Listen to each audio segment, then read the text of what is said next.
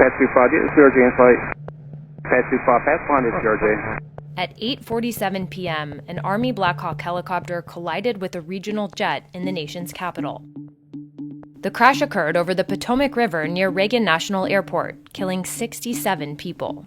It's one of the most restricted airspaces in the country. But this particular area has long worried pilots like retired Army officer Darrell Feller. That's probably the most dangerous spot on all those routes in D.C. So here's everything we know about why that area is so precarious. The 33-mile radius around Washington, D.C. is considered a special flight rules area.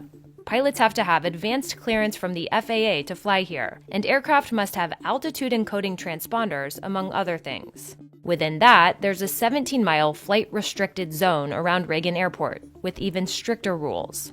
And then there are prohibited areas around the White House, National Mall, and the Vice President's residence. But even with the restrictions, it's still one of the most congested airspaces in the country, with civilian, military, police, and other government aircraft constantly operating. To help manage this, D.C. has designated helicopter corridors, as well as altitude restrictions to keep everyone safe. So what happened during the crash? Flight data shows the Black Hawk helicopter flying south down a helicopter corridor over the Potomac River. Military officials say the pilots were experienced and were conducting an annual night training mission known as a check ride. Meanwhile, American Airlines Flight 5342 was traveling north toward Reagan National. It was originally supposed to land on runway 1, with a flight path that goes up the river. But at approximately 8:42 p.m., minutes before landing, the jet was told to use a different, shorter runway. Check runway 33. Yeah, we can do 33 for Blue 6342. Change to start runway 33, runway 33 clear to land. Runway changes aren't unusual, but it meant the plane had to bow right before turning sharply left and cutting across the helicopter corridor.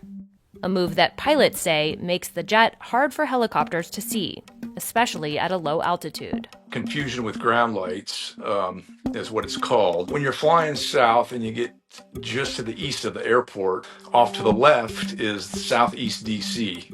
And so there's a lot of city lights, street lights. I-295 is over there, so there's a lot of vehicle lights.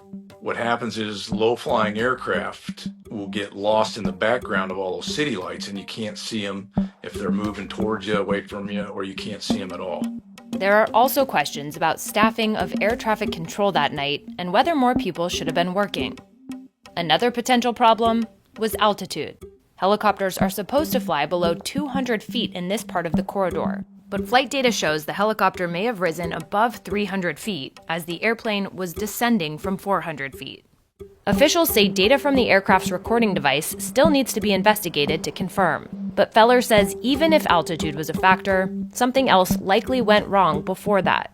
A professional Army aviator is not going to fly within 100 feet of a passenger jet. He's just not going to do that. I would suspect that he didn't see the jet. During a press briefing, Defense Secretary Pete Hegseth said this. There was some sort of an elevation issue that we have immediately begun investigating at the DoD and Army level.